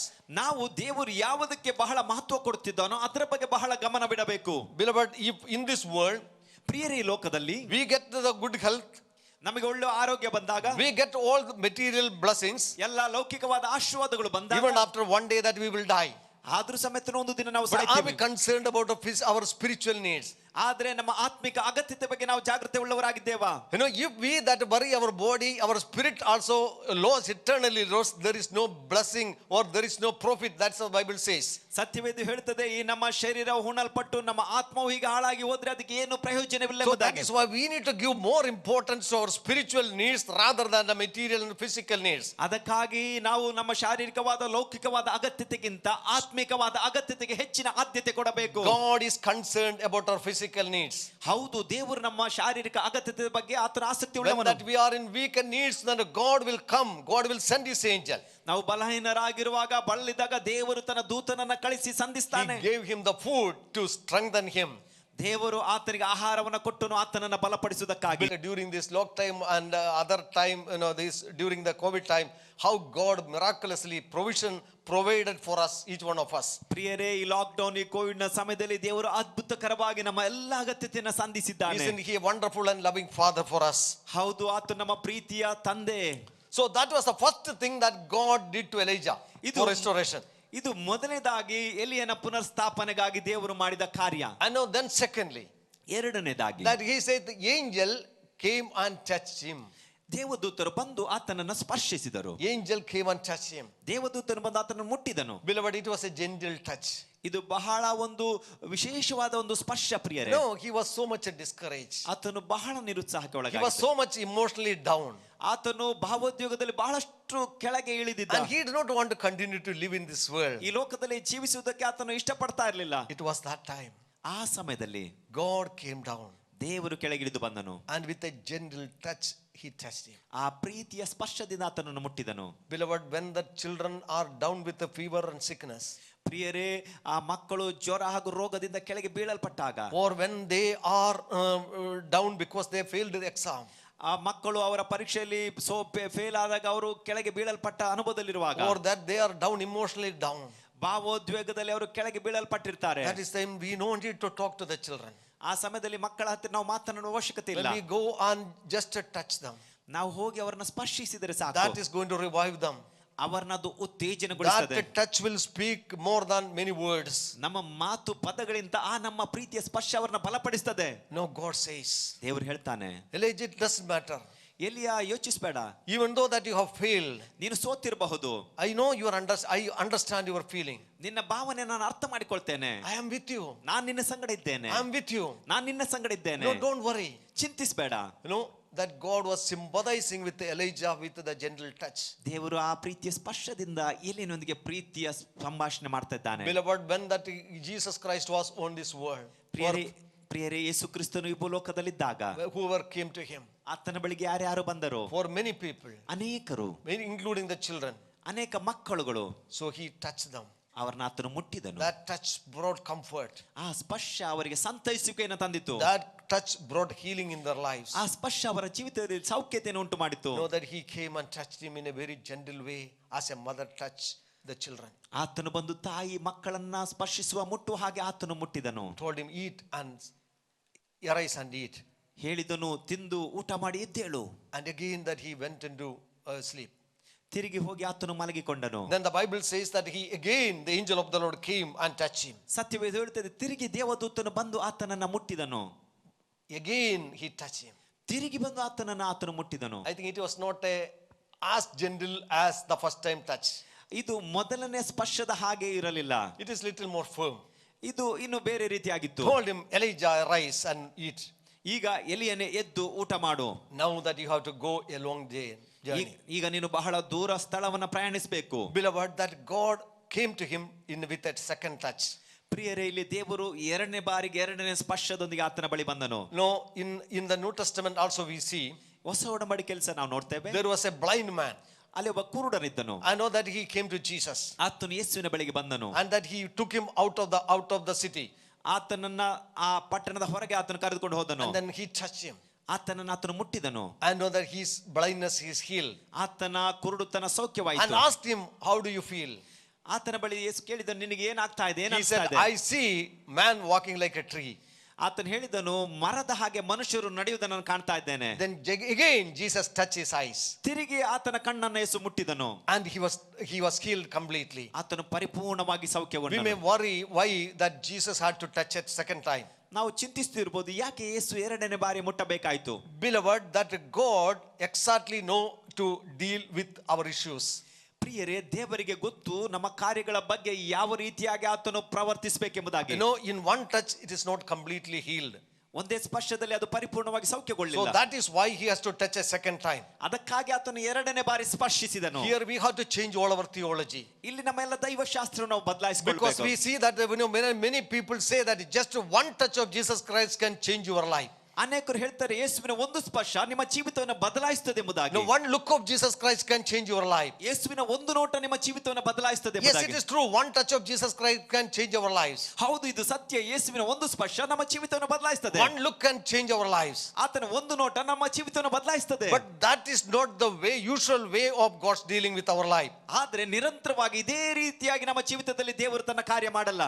Beloved, that it shows that his healing was to taken place in a space of time. ಇಲ್ಲಿ ನೋಡ್ರಿ, ಆತನ ಸೌಖ್ಯತೆಯ ಸಮಯ ಅದು ಹಂತ ಹಂತವಾಗಿ ಆಯ್ತು. Not because that Jesus did not have power to heal him at a time. ಆ ಸಮಯದಲ್ಲಿ ಯೇಸುವಿಗೆ ಸೌಖ್ಯ ಮಾಡೋದಕ್ಕೆ ಶಕ್ತಿ ಇರಲಿಲ್ಲ ಎಂಬುದಾಗಿ ಅಲ್ಲ. No, he had full power. He is Almighty God. ಆತನಿಗೆ ಪರಿಪೂರ್ಣವಾದ ಶಕ್ತಿ ಇತ್ತು. ಆತನು ಸರ್ವಶಕ್ತನಾದ He is the healer. ಆತನು ಸೌಖ್ಯದಾತ. But he was not healed at the first touch. ಆದ್ರೆ ಮೊದಲನೇ ಸ್ಪರ್ಶದಲ್ಲಿ ಆತನು ಸೌಖ್ಯಗೊಳಿಸಲಿಲ್ಲ. No, second touch that healed him completely. ಎರಡನೇ ಸ್ಪರ್ಶದಲ್ಲಿ ಆತನನ್ನ ಪರಿಪೂರ್ಣವಾಗಿ The ಸೌಖ್ಯಗೊಳಿಸಿದನು. same way. ಅದೇ ರೀತಿಯಲ್ಲಿ Know that this man, ಈ ಮನುಷ್ಯನು down in his spirit, ಆತನು ಆತ್ಮದಲ್ಲಿ ಕುಗ್ಗಿ he ಹೋಗಿದ್ದನು. never knew what he has to do. ಆತನು ಏನು ಮಾಡಬೇಕು ಆತನಿಗೆ ಗೊತ್ತಿರಲಿಲ್ಲ. But God came in a second way and touched him. ದೇವರು ಎರಡನೇ ರೀತಿಯಾಗಿ ಬಂದು ಆತನನ್ನು ಸ್ಪರ್ಶಿಸಿದನು. And told him, know that you rise up and walk. No, you have to walk a long distance. ಎದ್ದೇಳು, ಈಗ ಬಹಳ ದೂರ ನೀನು ಪ್ರಯಾಣಿಸಬೇಕು. And that you can read in chapter 19 these verses. ಈ ವಾಕ್ಯಗಳನ್ನು 19ನೇ ಅಧ್ಯಾಯದಲ್ಲಿ ನೀವು First ಓದಬಹುದು. Kings chapter 19 onward that you can read it. ಮೊದಲನೇ ಅರಸು 19ನೇ ಅಧ್ಯಾಯದಲ್ಲಿ ನೀವು ಇದನ್ನು ಓದಬಹುದು. Beloved, then with that strength ಆ ಬಲದಿಂದ that ಆತನು he walked 40 days. ಪ್ರಿಯರೇ, ಆತನು 40 ದಿವಸ ನಡೆದನು. Okay, beloved, that first touch is not sufficient in our lives. ಪ್ರಿಯರೇ, ಆ ಮೊದಲನೇ ಸ್ಪರ್ಶ ನಮ್ಮ ಜೀವಿತದಲ್ಲಿ ಸಾಲುವುದಿಲ್ಲ. Every day we need the touch of God in our life. ಪ್ರತಿನಿತ್ಯ ನಮ್ಮ ಜೀವಿತದಲ್ಲಿ ದೇವರ ಸ್ಪರ್ಶ ನಮಗೆ ಬೇಕು. Even today, if God has not touched my life, ಇಂದು ಸಮೇತನು ದೇವರು ನನ್ನ ಜೀವಿತವನ್ನು ಮುಟ್ಟದಿದ್ದರೆ, beloved, I am useless, I am helpless. ನಾನು ವ್ಯರ್ಥ, ನಾನು ಯಾವ ಪ್ರಯೋಜನಕ್ಕೆ ಬರಲ್ಲ. Everybody, we need to understand every day the hand of the Lord should rest upon our life. ಪ್ರತಿಯೊಬ್ಬರು ಅರ್ಥ ಮಾಡಿಕೊಳ್ಳಬೇಕು, ಪ್ರತಿ ದಿವಸ ದೇವರ ಹಸ್ತ ನಮ್ಮ ಜೀವಿತದಲ್ಲಿ ವಾಸವಾಗಿರಬೇಕು. To walk with him every day. ಆತನೊಂದಿಗೆ ಪ್ರತಿನಿತ್ಯ ನಡೆಯುವುದಕ್ಕಾಗಿ. No, with that strength of that food. ಆ ಒಂದು ಆಹಾರದ ಬಲದಿಂದ. The third thing that he was doing is that he was walking toward the Mount Horeb. ಮೂರನೇದಾಗಿ ಆತನು ಹೊರೆ ಬೆಟ್ಟದೆಡೆಗೆ ನಡೆಯುತ್ತಾ ಇದ್ದಾನೆ. I know that 40 days and 40 nights. 40 40 ಹಗಲು 40 ಇರುಳು. That also that he was walking through the wilderness. ಆತನು ಅಡವಿಯ ನಡುವೆ ಹಾದು ಹೋಗ್ತಾ ಇದ್ದಾನೆ. Why that he had to walk 40 days and 40 nights? ಯಾಕೆ ಆತನು 40 ಹಗಲು ಹಾಗೂ ಇರುಳು ನಡೆಯಬೇಕಾಗಿತ್ತು? Beloved, this is a question you and me need to ask every time. ಈ ಪ್ರಶ್ನೆ ನಾನು ನೀವು ಪ್ರತಿ ಬಾರಿ ಕೇಳಬೇಕು. A man that was already fallen, ಈಗಾಗಲೇ ಒಬ್ಬ ಬಿದ್ದು ಹೋದ ವ್ಯಕ್ತಿ, I know, discouraged, ನಿರುತ್ಸಾಹಕ್ಕೆ ಒಳಗಾಗಿದ್ದಾನೆ. no, why he need to, God could have immediately restored his health. He immediately restored him back. ತಕ್ಷಣ ಆತನನ್ನ ಸಂಪೂರ್ಣವಾಗಿ ಪುನರ್ಸ್ಥಾಪಿಸುವುದನ್ನು ಬಿಟ್ಟು, but that God is asking to walk 40 days and 40 nights. ದೇವರು ಆತನಿಗೆ ಹೇಳ್ತಾ ಇದ್ದಾನೆ 40 ಹಗಲು 40 ಇರುಳು ನೀನು ನಡಿಬೇಕು. That also in the wilderness. ಅದು ಅಡವಿಯಲ್ಲಿ. Wilderness is a place of extreme heat. ಈ ಆ ಅಡವಿ ಮರುಭೂಮಿ ಬಹಳ ಒಂದು ಶಾಖ ಹೀಟ್ ಅನ್ನ ಮಾಡುವ ಸ್ಥಳ. It is also a place of extreme cold. ಹಾಗೆ ಇದು ಬಹಳ ಚಳಿಯಾಗಿರುವ ಸ್ಥಳ. He had to go through every experiences in his life. ಆತನ ಜೀವಿತದ ಎಲ್ಲ ಅನುಭವದಲ್ಲಿ ಆತನು ಹಾದು Very ಹೋಗಬೇಕಾಗಿತ್ತು. cold and hot we had to enjoy experience in his life. ಚಳಿ ಬಿಸಿಲು ಎಲ್ಲ ಅನುಭವನ ಆತನು ಅನುಭವಿಸಬೇಕಾಗಿತ್ತು. And the Bible also tells, this wilderness is a place where the fiery serpents are there. ಈ ಅಡವಿ ಮರುಭೂಮಿಯಲ್ಲಿ ಬಹಳ ಕ್ರೂರವಾದ ಹಾವುಗಳು ಇದ್ದವು ಎಂಬುದಾಗಿ ಅಲ್ಲಿ ಹೇಳ್ತದೆ. There may be a lot of wild animals. ಅಲ್ಲಿ ಕ್ರೂರವಾದ ಪ್ರಾಣಿಗಳಿರಬಹುದು. And even it is a place, according to the scripture, wilderness is a place where the devil is working so powerfully. ಆ ಅಡವಿಗಳಲ್ಲಿ ಸೈತಾನನು ಬಹಳ ಶಕ್ತವಾಗಿ ಕಾರ್ಯ ಮಾಡುವ ಸ್ಥಳ. And so in this place of emptiness where that he had to go through every kind of experiences in his life. ಈ ಬರಿದಾದ ಸ್ಥಳದಲ್ಲಿ ಎಲ್ಲಾ ರೀತಿಯ ಆತನ ಜೀವಿತ ಅನುಭವದಲ್ಲಿ ಆತನು ಹಾದು ಹೋಗಬೇಕು. God is telling to prophet Elijah, ಪ್ರವಾದಿಯಾದ ಎಲೀಯನಿಗೆ ದೇವರು ಹೇಳ್ತಾ ಇದ್ದಾನೆ, my son, ನನ್ನ ಮಗನೇ, know that you have much more strength. ನಿನಗೆ ಬೇಕಾದ ಶಕ್ತಿ ಇದೆ. You have received strength from me. ನನ್ನಿಂದ ನೀನು ಬಲವನ್ನು You ಹೊಂದಿಕೊಂಡಿದ್ದೀಯ. need to walk through this wilderness. ಈ ಅಡವಿಯ ಮೂಲಕ ನೀನು ಹಾದು ಹೋಗಬೇಕು. Now as you go through the wilderness, ನೀನು ಈ ಅಡವಿಯಲ್ಲಿ ಹಾದು your ಹೋಗುವಾಗ muscle will become strong. ನಿನ್ನ ಶರೀರ ಮಾಂಸಖಂಡಗಳು ಬಲ You know ಹೊಂದುತ್ತವೆ. how to overcome every situation. ಎಲ್ಲ ಪರಿಸ್ಥಿತಿಗಳನ್ನು ಹೇಗೆ ಜಯಿಸಬಹುದು ಎಂಬುದಾಗಿ ನೀನು No, ಕಂಡುಕೊಳ್ಳುತ್ತೀಯ. you need to overcome every situation. ಹೌದು, ನೀನು ಎಲ್ಲ ಪರಿಸ್ಥಿತಿಗಳನ್ನ ಎದುರಿಸಬೇಕು. By hearing the voice of Jezebel, ಇಸಬೆಲಳ ಸ್ವರವನ್ನು ನೀನು ಕೇಳಿಸಿಕೊಂಡು no, you are defeated. ನೀನು ಸೋಲ Now I will ಅನುಭವಿಸುತ್ತಿದ್ದೀಯ. make you a victorious person. ಈಗ ನಿನ್ನನ್ನ ಜಯಶಾಲಿಯಾದ ವ್ಯಕ್ತಿಯಾಗಿ ನಾನು Not by ಮಾಡ್ತೇನೆ. just my words, but you have to walk through every situation what I am going to allow in your life. ನನ್ನ ಮಾತಿನಿಂದ ಮಾತ್ರವಲ್ಲ, ನಿನ್ನ ಜೀವಿತದಲ್ಲಿ ಹಾದು ಬರುವಂತ ಎಲ್ಲ ಪರಿಸ್ಥಿತಿಗಳ ಮೂಲಕ. Beloved, if you want to be restored back to God and in His power, ಪ್ರಿಯರೇ, ನಿನ್ನ ಜೀವಿತದಲ್ಲಿ ನೀನು ದೇವರ ಶಕ್ತಿ ಬಲದಿಂದ ಪರಿಪೂರ್ಣವಾಗಿ God ಪುನಃಸ್ಥಾಪಿತ will allow you to go through wilderness every day. ದೇವರು ಪ್ರತಿನಿತ್ಯ ಈ ಅಡವಿಯ ಅನುಭವದಲ್ಲಿ As ನಡೆಸುತ್ತಾನೆ. the children of Israel, they gone through the wilderness for 40 years. ಇಸ್ರಾಯೇಲರು 40 ವರ್ಷಗಳ ಕಾಲ ಅಡವಿಯ ವಾಸದಲ್ಲಿ Elijah was walking day and night 40 days. ಎಲಿಯನು 40 ಹಗಲು ಇರುಳು ನಡೆದನು. The Lord Jesus Christ was in the wilderness for 40 days. ನಮ್ಮ ಕರ್ತನಾದ ಯೇಸು ಕ್ರಿಸ್ತನು 40 ದಿವಸ ಅಡವಿಯಲ್ಲಿದ್ದನು, Fasting and praying. ಉಪವಾಸ ಮಾಡುತ್ತಾ Moses ಪ್ರಾರ್ಥಿಸುತ್ತಾ. was in the wilderness 40 plus 40 years, 80 years in the wilderness. ಮೋಶೆಯು 40 ಹಾಗೂ 40 80 ವರ್ಷ ಅಡವಿಯಲ್ಲಿದ್ದನು. Beloved, this will give us experience. ಪ್ರಿಯರೇ, ಇದು ನಮಗೆ ಅನುಭವವನ್ನು ಕೊಡುತ್ತದೆ. This will give us a spiritual strength and confidence. ಇದು ನಮಗೆ ಆತ್ಮಿಕ ಬಲ ಹಾಗೂ ಧೈರ್ಯವನ್ನು ಕೊಡುತ್ತದೆ. What is the meaning of an overcomer? ಜಯಶಾಲಿ ಅಂದರೆ ಅದರ ಅರ್ಥವೇನು? Overcomer is not that those who fight and win, they are the overcomers. ಹೋರಾಟ ಮಾಡಿ ಜಯಿಸುವವರೇ ಜಯಶಾಲಿಗಳು. Victory means that if you don't have a fight, you cannot say I am a victorious person. ಜಯ ಅಂದರೆ ನೀವು ಹೋರಾಟವಿಲ್ಲದೆ ನೀವು ಜಯಶಾಲಿ ಎಂಬುದಕ್ಕೆ ಹೇಳಲು ಸಾಧ್ಯವಿಲ್ಲ. That God is not going to give us a easy victory, says, without having any problem, any struggles in our life. ದೇವರು ಸುಲಭವಾದ ಜಯ, ಯಾವುದೇ ಸವಾಲು ಹೋರಾಟವಿಲ್ಲದೆ ಸುಲಭ ಜಯ ನಮಗೆ ಕೊಡುವುದಿಲ್ಲ. Even the book of Revelation speaks about the life of overcomer. ಪ್ರಕಟಣೆ ಪುಸ್ತಕವು ಜಯಶಾಲಿಗಳ ಬಗ್ಗೆ ಮಾತನಾಡುತ್ತದೆ. When that overcomer means that we need to go through every bit of experiences in the wilderness. ಜಯಶಾಲಿ ಅಂದ್ರೆ ನಮ್ಮ ಅಡವಿಯ ಅನುಭವದಲ್ಲಿ ಪ್ರತಿಯೊಂದು ಅನುಭವದಲ್ಲಿ ಹಾದು ಹೋಗುವಂತದ್ದು. When we are walking in the wilderness, ನಾವು ಅಡವಿಯ ಅನುಭವದಲ್ಲಿ ಹಾದು ಹೋಗುವಾಗ, beloved, remember, ಪ್ರಿಯರೇ, ಜ್ಞಾಪಕದಲ್ಲಿಟ್ಟುಕೊಳ್ಳಿ, it is a constant walk. ಇದು ನಿರಂತರವಾದ ನಡೆ. It is not a walk without God. ಅದು ದೇವರಿಲ್ಲದೆ ನಡೆಯುವ ನಡೆಯಲ್ಲ. It is walking with God. ದೇವರೊಂದಿಗೆ ನಡೆಯುವ ನಡೆ. Even that you cannot walk in the wilderness without God. ದೇವರಿಲ್ಲದೆ ಅಡವಿಯಲ್ಲಿ ನೀವು ನಡೆಯಲು ಸಾಧ್ಯವಿಲ್ಲ. No, God is inviting him to walk with him. ದೇವರು ಆತನೊಂದಿಗೆ ನಡೆಯುವುದಕ್ಕಾಗಿ ನಮ್ಮನ್ನು ಕರೆಯುತ್ತಾ Beloved, ಇದ್ದಾನೆ. as we walk with him, ನಾವು ಆತನೊಂದಿಗೆ ಪ್ರಿಯರೇ our ನಡೆಯುವಾಗ spiritual capacity, ability ability, strength, everything will increase. ನಮ್ಮ ಆತ್ಮಿಕ ಸಾಮರ್ಥ್ಯ, ಶಕ್ತಿ, ಬಲವಾದ ಅಧಿಕವಾಗುತ್ತದೆ. No, because he has great things to do for God. ಯಾಕಂದ್ರೆ ಆತನು ದೇವರಿಗಾಗಿ ಇನ್ನೂ ಶ್ರೇಷ್ಠವಾದ ಕಾರ್ಯವನ್ನ No, there is ಮಾಡಬೇಕು. a second innings that God is going to give him. ಆತನಿಗೆ ಎರಡನೇ ಒಂದು ಅವಕಾಶ ದೇವರು ಕೊಡ್ತಾ You ಇದ್ದಾನೆ. know, that is going to be much more glorious than the past experience. ಕಳೆದ ಅನುಭವದಲ್ಲಿ ಆತನು ಮಾಡಿದಕ್ಕಿಂತಲೂ ಮಹಿಮೆಯ ಕಾರ್ಯವದು. Now, beloved, that may be discouraged in your life. ಪ್ರಿಯರೇ, ಈ ಸಮಯದಲ್ಲಿ ನೀವು ನಿರುತ್ಸಾಹ You ಒಳಗಾಗಿರಬಹುದು. feel that everything is gone. ನೀವು ಯೋಚಿಸ್ತಿರೋದು ಎಲ್ಲ ಮುಗಿದೋಯ್ತು. There is no hope in your life. ನಿಮ್ಮ ಜೀವಿತದಲ್ಲಿ ನಿರೀಕ್ಷೆ ಇಲ್ಲ ಅನ್ನೋ ಅನುಭವ You ಇರಬಹುದು. cannot continue to walk. You cannot walk. ನೀವು ನಡೆಯುವುದಕ್ಕೆ ಆಗದೇ ಇರುವುದಾಗಿದ್ದರೂ But ನಡೆಯಿರಿ. God says, ಆದ್ರೆ ದೇವರು ಹೇಳ್ತಾನೆ, now it is a time. ಇದು ಸಮಯ. Come walk with me. ನನ್ನೊಂದಿಗೆ ಬಂದು ನಡೆಯಿರಿ. Beloved, that our walk need to be constantly with God. ಪ್ರಿಯರೇ, ನಮ್ಮ ದೇವರೊಂದಿಗೆ ನಡೆಯೋದು ನಿರಂತರವಾಗಿರಬೇಕು. No, it is a personal walk with God. ಇದು ದೇವರೊಂದಿಗೆ ವೈಯಕ್ತಿಕವಾದ ನಡೆಯಾಗಿದೆ. In spite of every circumstances, ಎಲ್ಲಾ ಪರಿಸ್ಥಿತಿಗಳ ಹೊರತಾಗಿಯೂ know that we are asked to walk with Him every day. ನಾವು ಪ್ರತಿನಿತ್ಯ ದೇವರೊಂದಿಗೆ ನಡೆಯುವುದಕ್ಕಾಗಿ Whether it ಕರೆಯಲ್ಪಟ್ಟವರು. is wilderness, ಅದು ಅಡವಿಯಾಗಿರಲಿ, whether it is through the waters, ಅದು ನೀರಿನಲ್ಲಿ ಆಗಿರಲಿ, no, whether it is through the fire, ಅದು ಬೆಂಕಿಯ ಮೂಲಕವಾಗಿರಲಿ, we need to walk with God constantly. ನಾವು ನಿರಂತರವಾಗಿ ದೇವರೊಂದಿಗೆ ನಡೆಯಬೇಕು. That is our duty. ಅದು ನಮ್ಮ ಕೆಲಸ. That is what God expected us to do. ಅದನ್ನ ಮಾಡುವುದಕ್ಕಾಗಿ ದೇವರು ನಮ್ಮಿಂದ ಎದುರು ನೋಡ್ತಾನೆ. When Jesus called His disciples, ಯೇಸು ತನ್ನ ಶಿಷ್ಯರನ್ನ ಕರೆದಾಗ, whoever want to come follow me, ಯಾರೆಲ್ಲರೂ ನನ್ನನ್ನು ಹಿಂಬಾಲಿಸಲು ಬಯಸ್ತೀರೋ deny yourself, ನಿಮ್ಮನ್ನ ನೀವು ತಿರಸ್ಕಾರ ಮಾಡಿ, take up your cross ನಿಮ್ಮ ಶಿಲುಬೆಯನ್ನು and ಹೊತ್ತುಕೊಂಡು walk with me. ನನ್ನೊಂದಿಗೆ No, ನಡೆಯಿರಿ. our Christian calling is to walk with God. ನಮ್ಮ ಕ್ರೈಸ್ತೀಯ ಕರೆ ದೇವರೊಂದಿಗೆ ನಡೆಯುವುದಕ್ಕಾಗಿ If we ಕರೆಯಲ್ಪಟ್ಟದ್ದು. have that experience, ಆ ಅನುಭವ ನಮಗಿರುವಾಗ experience only will produce result. ಆ ಅನುಭವ ಮಾತ್ರವೇ ಅದೊಂದು ಪರಿಣಾಮವನ್ನು ಉಂಟು ಮಾಡುತ್ತದೆ. Beloved, if you want to be, you and me need to be used by God powerfully. ಪ್ರಿಯರೇ, ನೀವು ನಾನು ದೇವರಿಂದ ಶಕ್ತವಾಗಿ God ಉಪಯೋಗಿಸಲ್ಪಡಬೇಕಾದ್ರೆ will allow us to go through every kind of experiences in our life. ದೇವರು ನಮ್ಮ ಜೀವಿತದಲ್ಲಿ ಎಲ್ಲಾ ರೀತಿಯ ಅನುಭವದಲ್ಲಿ ಹಾದು ಹೋಗುವ That is why the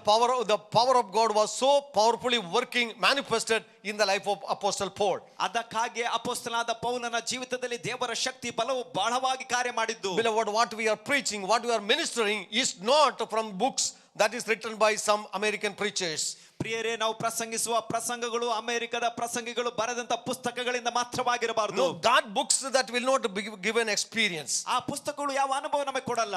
That will only give imitation. ಅದು ಇನ್ನೊಬ್ಬರು ಮಾಡಿದ ಕಾರ್ಯವನ್ನು ತೋರಿಸುತ್ತದೆ ಅಷ್ಟೇ. You know that we are just imitating the people of God.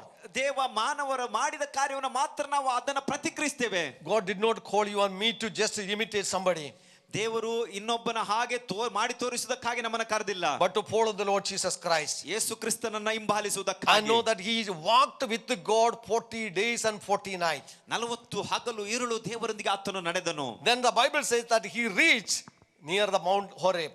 ನಂತರ ಸತ್ಯವೇದ ಹೇಳ್ತದೆ, ಹೋರೆ ಬೆಟ್ಟದ ಹತ್ತಿರ ಆತನು ಬಂದು ತಲುಪಿದನು. You know, the struggle of Elijah is no more over. ಎಲಿಯನ ಸಮಸ್ಯೆ ಅಲ್ಲಿಗೆ ಮುಗಿಯಲಿಲ್ಲ. I know. Then he says in the night that he went into a cave, ರಾತ್ರಿ ಆತನೊಂದು ಗುಹೆ ಒಳಗೋದನು, and that he slept there. ಆ ಗುಹೆಯಲ್ಲಿ ಆತನು He ಮಲಗಿದನು. was standing or he was sitting or relaxing in the cave. ಆ ಗುಹೆಯಲ್ಲಿ ಆತನು ಕುಳಿತುಕೊಂಡಿರಬಹುದು, ನಿಂತಿರಬಹುದು, ಅಲ್ಲಿ ಆತನು ವಿರಾಮ ತೆಗೆದುಕೊಳ್ತಾ ಇದ್ದಾನೆ. Beloved, cave is a place of hiding. ಪ್ರಿಯರೇ, ಗುಹೆ ಅದು ಅಡಗಿ ಕುಳಿತುಕೊಳ್ಳುವ ಸ್ಥಳ. Remember, Lot and his children, they hid in a cave.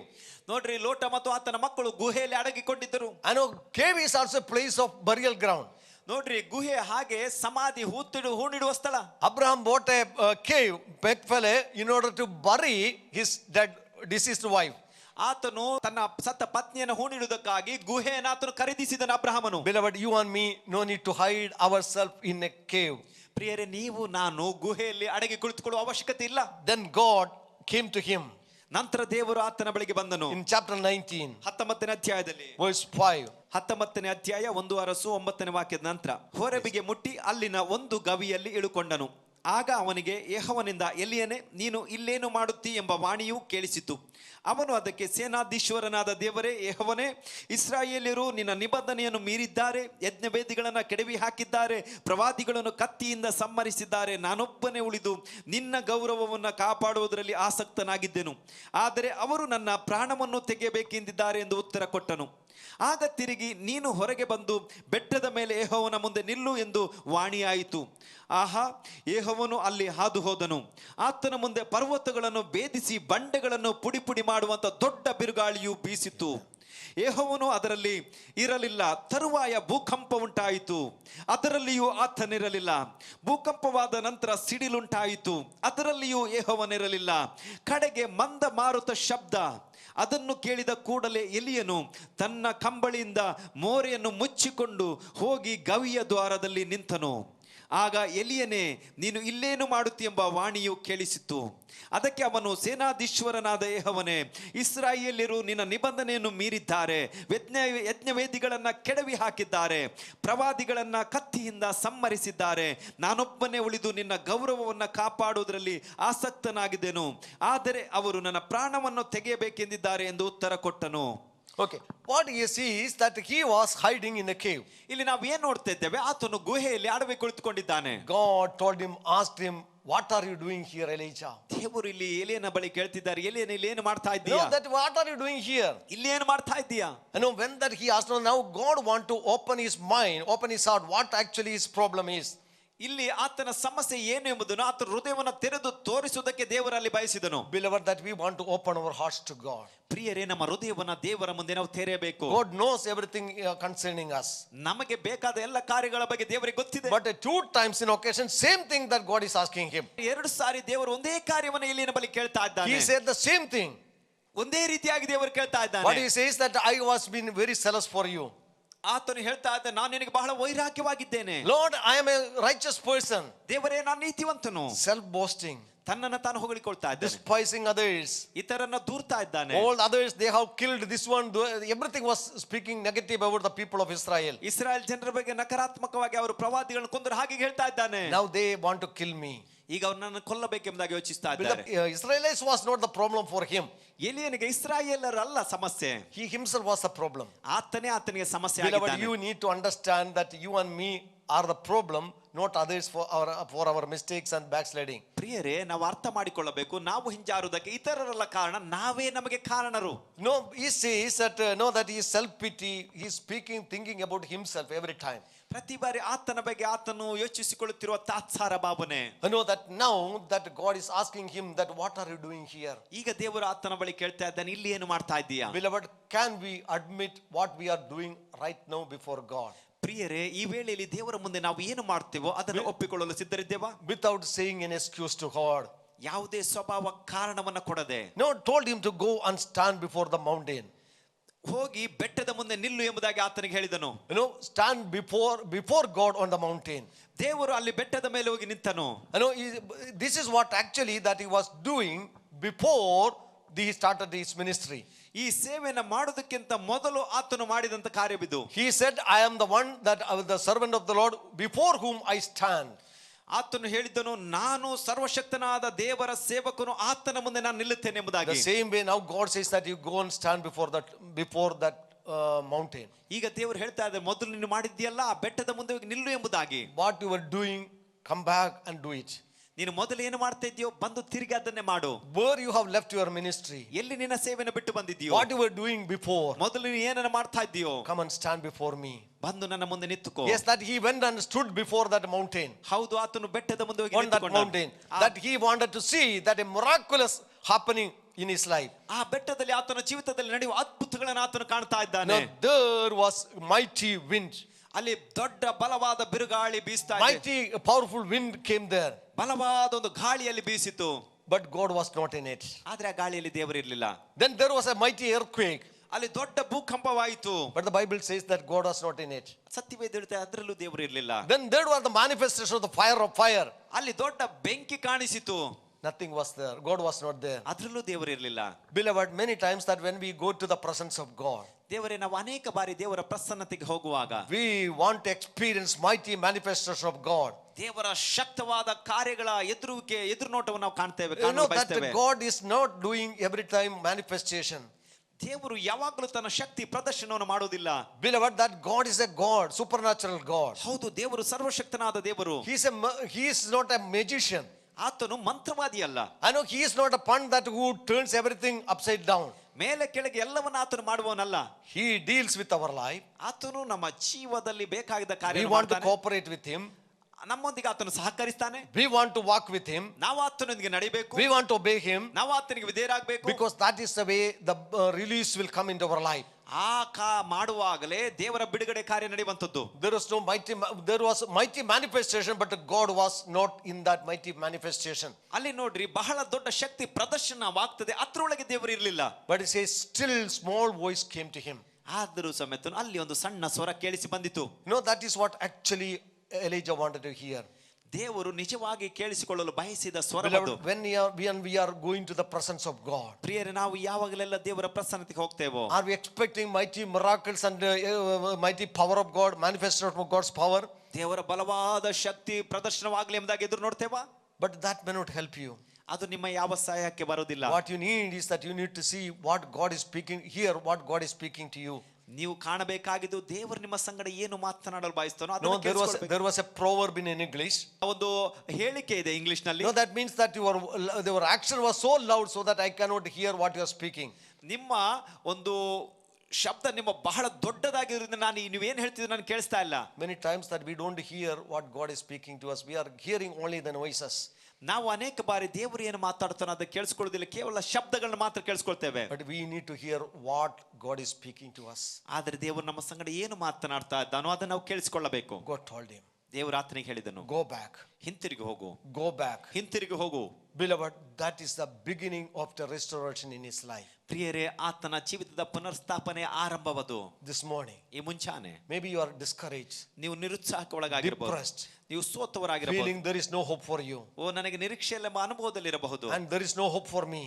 ನನಗೆ ಯಾವ ನಿರೀಕ್ಷೆ ಇಲ್ಲ ಎಂಬುದಾಗಿ ಹೇಳ್ತಿರಬಹುದು. Beloved, God is concerned about our physical needs. ಪ್ರಿಯರೇ, ನಮ್ಮ ಶಾರೀರಿಕ ಅಗತ್ಯತೆ ಬಗ್ಗೆ ದೇವರು ಅರಿತವನು. Are you weak and sick and needy? ನೀವು ಬಲಹೀನರಾಗಿ ಅನಾರೋಗ್ಯದಲ್ಲಾಗಿ ಅಗತ್ಯತೆ ಆಗಿ ಎದುರು ನೋಡ್ತಾ Go ಇದ್ದೀರಾ? to him. He is our provider. ಆತನ ಬಳಿಗೆ ಹೋಗ್ರಿ. He is our healer. ಒದಗಿಸಿಕೊಡ್ತಾನೆ. He is our healer. ಆತ ನಮ್ಮ ಸೌಖ್ಯದಾತ. Are you discouraged? ನಿರುತ್ಸಾಹಕ್ಕೆ ಒಳಗಾಗಿದ್ದೀರಾ? He will touch you. ಆತ ನಿಮ್ಮನ್ನು ಮುಟ್ತಾನೆ. No, our emotion will be healed. ನಮ್ಮ ಭಾವೋದ್ವೇಗಗಳು ಸೌಖ್ಯಗೊಳ್ಳುತ್ತದೆ. And he will give us experience to walk with him constantly in spite of all the struggle, ups and downs in our life. ನಮ್ಮ ಜೀವಿತದ ಈ ದೊಡ್ಡ ಸವಾಲುಗಳ ನಡುವೆ ನಿರಂತರವಾಗಿ ಆತನೊಂದಿಗೆ ನಡೆಯಲು ಬೇಕಾದ ಸಾಮರ್ಥ್ಯ ಕೊಡ್ತಾನೆ. Never leave God. ದೇವರನ್ನ ಎಂದಿಗೂ ಬಿಡಬೇಡ. Continue to walk with him. ನಿರಂತರವಾಗಿ ಆತನೊಂದಿಗೆ ನಡೆ. Even the extreme heat and difficult situation you are going through, ನಿಮ್ಮ ಜೀವಿತದ ಬಹಳ ಕಠಿಣವಾದ ಪರಿಸ್ಥಿತಿ ಸವಾಲುಗಳ ನಡುವೆಯೂ don't expect some kind of a mighty manifestation in your life. ನಿಮ್ಮ ಜೀವಿತದಲ್ಲಿ ಏನೋ ಬಲವಾದ ಶಕ್ತಿ ಪ್ರದರ್ಶನವಾಗಲಿ ಎಂಬುದಾಗಿ ಎದುರು ನೋಡಬೇಡ್ರಿ. Listen what God is speaking to you. ದೇವರು ನಿಮ್ಮ ಸಂಗಡ ಏನು ಮಾತನಾಡ್ತಾನೋ ಅದನ್ನ ಕೇಳಿಸಿಕೊಳ್ಳ್ರಿ. That will change our life. ಅದು ನಿಮ್ಮ ಜೀವಿತವನ್ನು ಬದಲಾಯಿಸುತ್ತದೆ. Let us commit ourselves to God. ನಾವು ನಮ್ಮನ್ನ ದೇವರಿಗೆ ಒಪ್ಪಿಸಿಕೊಡೋಣ. Father, we humble ourselves before you. ತಂದೆಯೇ, ನಾವು ನಿನ್ನ ಮುಂದೆ ನಮ್ಮನ್ನು ತಗ್ಗಿಸಿಕೊಳ್ತೇವೆ. Lord, protect us. ದೇವರೇ, ನಮ್ಮನ್ನು ಸಂರಕ್ಷಿಸು. Lord, from every falling. ಎಲ್ಲ ಬೀಳುವಿಕೆಯ ನಡುವೆಯೂ Lord, people those who are discouraged, ದೇವರೇ, ಜನರು ನಿರುತ್ಸಾಹಗೊಂಡವರು, those who are thinking there is no hope in their life, ದೇವರೇ, ನನ್ನ ಜೀವಿತದಲ್ಲಿ ನಿರೀಕ್ಷೆ ಇಲ್ಲ ಎಂಬುದಾಗಿ ಯೋಚಿಸುತ್ತಿರುವವರು, like Elijah thinking of suicide, ಏಲಿಯನು ಆತ್ಮಹತ್ಯೆ ಮಾಡಿಕೊಳ್ಳಬೇಕು Lord, I ಎಂಬುದಾಗಿ pray in the name of ಯೋಚಿಸುತ್ತಿದ್ದಾಗೆ Jesus, ಯೇಸುವಿನ ನಾಮದಲ್ಲಿ ಪ್ರಾರ್ಥಿಸುತ್ತೇನೆ. everyone that those who are hearing this voice, ಯಾರೆಲ್ಲ ಈ ಸ್ವರವನ್ನ ಕೇಳಿಸಿಕೊಳ್ತಾ ಇದ್ದಾರೆ, Lord, hope may enter into their life. ಅವರೊಳಗೆ ನಿರೀಕ್ಷೆ ತುಂಬಿ ಬರಲಿ. Strengthen them. ಅವರನ್ನ ಬಲಪಡಿಸು. They may surrender their life to God. ಅವರು ಅವರ ಜೀವಿತವನ್ನು ದೇವರಿಗೆ ಒಪ್ಪಿಸಿಕೊಡಲಿ. Decided to walk with him day by day ಪ್ರತಿನಿತ್ಯ ದೇವರೊಂದಿಗೆ ನಡೆಯುವುದಕ್ಕಾಗಿ and ಒಪ್ಪಿಸಿಕೊಡಲಿ. see their life is changed. ಅವರ ಜೀವಿತವು ಬದಲಾಗುವುದನ್ನು ನಾವು ಕಾಣಬೇಕು. Direction is changed. ಅವರ ಮಾರ್ಗಗಳು ಬದಲಾಗಲಿ. So Father, we give you all the glory. ಎಲ್ಲ ಘನಮಾನ ಮಹಿಮೆ ನಿನಗೆ ದೇವರೇ. In Jesus' name. ಯೇಸುವಿನ ನಾಮದಲ್ಲಿ. Amen. Amen. Now may the grace of our Lord Jesus Christ, love of God the Father, fellowship and the communion of the Holy Spirit abide with us now and forever. Amen.